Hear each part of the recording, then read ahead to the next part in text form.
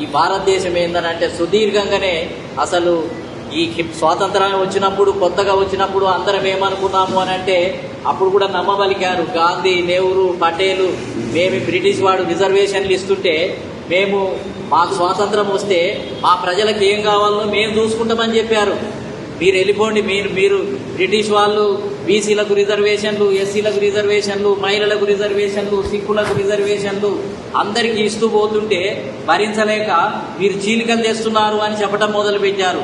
మనోళ్ళేమో, మన తాతలు తండ్రులేమో పోరాటం చేసి అయ్యా ఈ దేశంలో మీరు వచ్చినాక మీ బ్రిటిష్ అభివృద్ధి వల్ల జరిగిన ఫలాలన్నీ బ్రాహ్మణులు లేదా ఠాకూర్లు లేకపోతే బనియా ఇలాంటి వాళ్ళే కొంత అనుభవిస్తున్నారు. మా దాకా రాలేదు, మా రెడ్లకు రాలేదు, మా కమ్మ వాళ్ళకు రాలేదు, మా కాపు బలిజలకు రాలేదు, మా ఎస్సీ ఎస్టీ బీసీలకు రాలేదు. మరి మీ పరిపాలనలో ఫలితాలన్నీ ఈ 3 కులాలే, ఎవరు బ్రాహ్మణ, ఠాకూర్లు, వైశ్యులకే వచ్చి అక్కడే ఆగిపోయాయి. మరి మా పరిస్థితి ఏంటిది అని తమిళనాడులో మరి non Brahmin movement, justice party movement ప్రారంభించారు. అదేవిధంగా నార్త్ ఇండియాలో అనేక రకాలైనటువంటి మంగూరామ్ అనే ఒక ఆయన ఆది ధర్మ ఉద్యమాన్ని ప్రారంభించినటువంటి వ్యక్తులు. ఆ విధంగా పోరాటాలు ప్రారంభించడంతో అప్పుడు బ్రిటిష్ వాళ్ళు ఏంటిది అని అంటే బీసీలకు రాజకీయ రిజర్వేషన్లు 1919లో ఇచ్చారు. అదేవిధంగా ముస్లింలకు 1909లోనే రిజర్వేషన్లు ఇచ్చారు. ముస్లింలంతా దేశమంతా మీటింగులు పెట్టి అయ్యా ఈ దేశంలో 90% హిందువులే ఉన్నారు, మరి 90% హిందువులే ఉంటే ఎన్నికలలో పోటీ చేస్తే మీరు ఎన్నికలు ప్రవేశపెడుతున్నారు, కొత్తగా ఓటు ద్వారా ప్రవేశపెడుతున్నారు. మరి ఓట్లు 90 ఆలే ఉంటాయి, మా 10 ఉంటాయి, 90 ఓట్లు ఉన్నోళ్ళే గెలుస్తారు, మరి మేము ఎట్లా గెలుస్తాం అని అడిగితే దానికి ఒక మార్గంగా రిజర్వేషన్లను ఇచ్చి వాళ్ళకి ఇచ్చే న్యాయం ఇవ్వడానికి ప్రయత్నం చేశారు. అప్పుడు వీళ్ళు చీలికలు తెస్తున్నారు. ఈ సిద్ధాంతం చెప్తున్నారు కదా, బ్రిటిష్ వాడు విభజించి పరిపాలించాడు అంటే బీసీలకు రాజకీయ రిజర్వేషన్లు ఇస్తే విభజించడం వీళ్ళ దృష్టిలో, ఎస్సీలకు రాజకీయ రిజర్వేషన్లు ఇస్తే బ్రిటిష్ వాడు విభజిస్తున్నాడు అని చెప్తున్నారు. ఎస్సీలకు బాబాసాహెబ్ అంబేద్కర్ 1932లో మా ఎస్సీలు అయితే ఇంకా గాఢాంధకారంలో ఉన్నారు, వాళ్ళకి అసలు ఊరు బయట ఉంటున్నారు, భూమి లేదు, భుక్తి లేదు, వ్యాపారం లేదు, మా పరిస్థితి ఏంటిది అని అంటే ఆయనకు 1932లో రిజర్వేషన్లు ఇవ్వటం జరిగింది. ఈ విధంగా అడిగిన వాళ్ళందరికీ కమిటీ వేయటము, కమిషన్ వేయటము, రిపోర్టు తీసుకోవటము, వీళ్ళకు ప్రాతినిధ్యం లేదని గుర్తించటము, వీళ్ళకు ప్రాతినిధ్యాన్ని కల్పించటం. ఈ విధంగా కల్పించడంతో బ్రాహ్మణులుగా ప్రచారాన్ని మొదలుపెట్టారు. ఏమని, ఈ బ్రిటిష్ వాళ్ళు వచ్చి దేశానికి ఎక్కడికక్కడ విభజిస్తున్నారు అని అంటే అడిగిన వాళ్ళందరికీ ఉద్యోగాలు ఇస్తున్నారు, ఎమ్మెల్యే టికెట్లు ఇస్తున్నారు, ఎంపీ టికెట్లు ఇస్తున్నారు. దీన్ని ఈ విధంగా తట్టుకోలేక ఇంకో రకంగా ప్రచారం చేసి మనలందరినీ ఇంకో రకంగా తప్పుదారి పట్టించారు. అప్పుడు దీన్ని నమ్మించడానికి ఏం చెప్పారు అని అంటే మాకు స్వాతంత్రం వస్తే మేమే చూసుకుంటాం, ఎస్సీలకు ఏం కావాలనో, బీసీలకు ఏం కావాలనో, రెడ్లకు ఏం కావాలనో, మహిళలకు ఏం కావాలనో మేమే చేసుకుంటాం, మాకు ఇవ్వండి, మేమిస్తే మొత్తం ఏందనంటే మా దేశాన్ని మేమే పరిపాలించుకుంటాము అని చెప్పినటువంటి పరిస్థితి. బాబాసాహెబ్ అంబేద్కర్ నమ్మలేదు ఈ మాటల్ని. మాకు స్వాతంత్రం వస్తే ఈ జాతీయ కాంగ్రెస్ ఏం చెప్పింది అని అంటే మా దేశానికి స్వాతంత్రం ఇవ్వండి, మేము మా ప్రజలకు ఏం కావాలనో ఇస్తాం అని చెప్పితే మీ మీద నమ్మకం లేదు అని అన్నాడు బాబాసాహెబ్ అంబేద్కర్. అప్పుడే చెప్పాడు చాలా స్పష్టంగా. ఇంత గుండె ధైర్యంతో చెప్పినటువంటి వ్యక్తి ఎవరి లేరు ఆ రోజులలో. బాబాసాహెబ్ అంబేద్కర్ అన్నారు, ఏమన్నాడు అంటే వీళ్ళు గుడులకే రానియరు, బడులకే రానియరు, రోడ్డు మీదనే నడవనియరు, మంచి బట్టలే వేసుకొనియరు. వీళ్ళెక్కడ రేపు మాకు వీళ్ళు అధికారం వచ్చి దేశానికి స్వాతంత్రం వస్తే వీళ్ళెక్కడ మాకు అధికారాన్ని పంచిస్తారు, ఎమ్మెల్యే టికెట్లు ఇస్తారు, మాకు నమ్మకం లేదు కాబట్టి అని అపనమ్మకాన్ని వ్యక్తం చేశాడు. అంటే బాబాసాహెబ్ అంబేద్కర్ విజన్ ఎంత దూరదృష్టితోటి ముందే చెప్పాడు అనే విషయాన్ని మనం అర్థం చేసుకోవాల్సినటువంటి అవసరం ఉంది.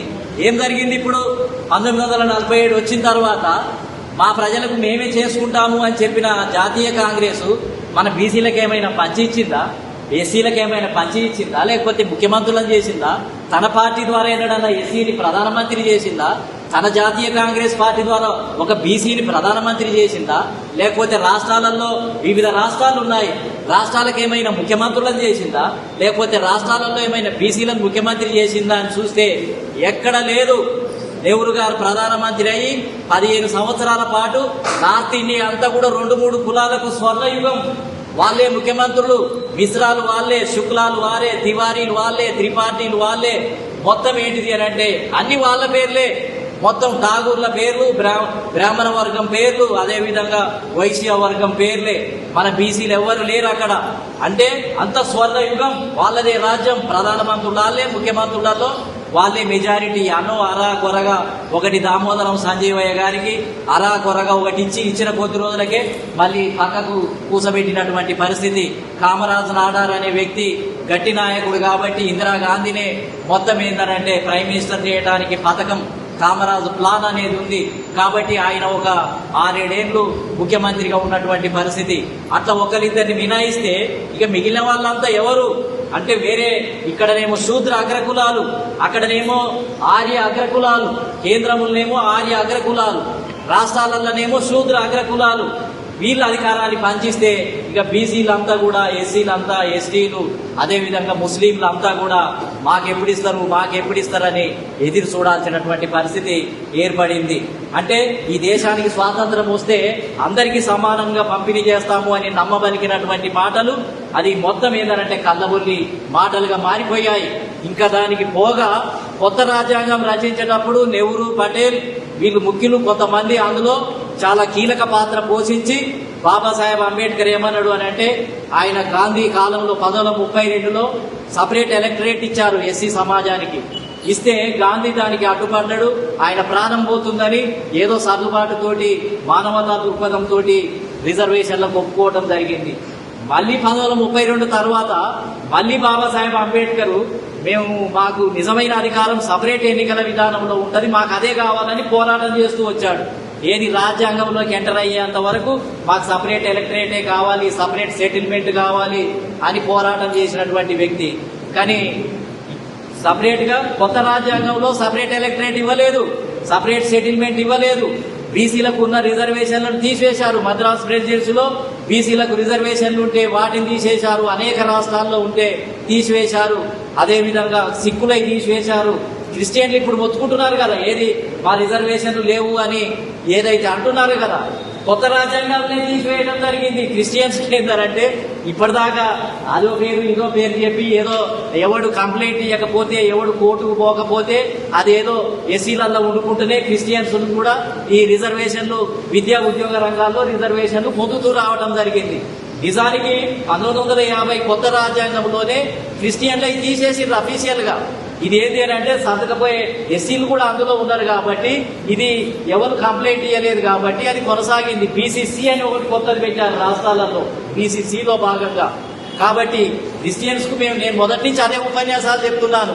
క్రిస్టియన్లు ఆ రోజే తీసేశారయ్యా. భారత రాజ్యాంగం కొత్త తయారైనప్పుడే బాబాసాహెబ్ అంబేద్కర్ సపరేట్ ఎలక్టరేట్ అడిగినా ఇవ్వలేదు, సిక్కులై తీసేసిర్రు, మహిళలై కూడా తీసేసిర్రు కొత్త రాజ్యాంగంలో. అంటే బ్రాహ్మణ వర్గం పోగొట్టుకున్నారు. ఎక్కడ బ్రిటిష్ కాలంలో బ్రిటిష్ వాళ్ళ దగ్గర ముందు పనిచేసిన వాళ్ళు ఎవరు? బ్రాహ్మణులే. మీకు తెలియదు, బ్రిటిష్ వాళ్ళ దగ్గర ముందుగా ఉద్యోగాలు కావాలని పెద్ద మొత్తంలో 80% రిక్రూట్ అయిందంతా కూడా బ్రాహ్మణ వర్గమే. అప్పటికి చదువుకున్న వాళ్ళంతా బ్రాహ్మణులు, కాయస్థులు, కొద్దిగా గొప్ప ఠాగూర్లు, బనియా సెక్షన్ ఏమో వ్యాపారం. కానీ వాళ్ళే బ్రిటిష్ వాళ్ళు కొత్తగా వచ్చినప్పుడు వాళ్ళకు దుబాసీలు వాళ్ళే సలహాలు ఇచ్చింది, వాళ్ళే ఈ దేశాన్ని ఎట్లా విముక్తి చేయాలి, ఎక్కడెక్కడ ఎవరిని దెబ్బ కొట్టాలి, అన్ని సలహాలు ఇచ్చిందంతా కూడా వాళ్ళే నిండిపోయారు. ఎప్పటిదాకా 1909 అంటే 200 సంవత్సరాలు పరిపాలిస్తే 200 సంవత్సరాలలో దాదాపు 150 సంవత్సరాలు బ్రాహ్మణ వర్గమే బ్రిటిష్ వాళ్ళు ఇచ్చే ఫలాలన్నీ కూడా వాళ్ళు అనుభవించారు. 1909 నుంచి మాత్రమే ముస్లింలకు ఇవ్వటం ప్రారంభించారు. 1916 నుంచే రెడ్డి, కమ్మ, బీసీ వర్గానికి ఇవ్వటం ప్రారంభించారు. 1932 నుంచే ఎస్సీ వర్గానికి ఇవ్వటం ప్రారంభించారు. 1935లో మాత్రమే మహిళలకు రిజర్వేషన్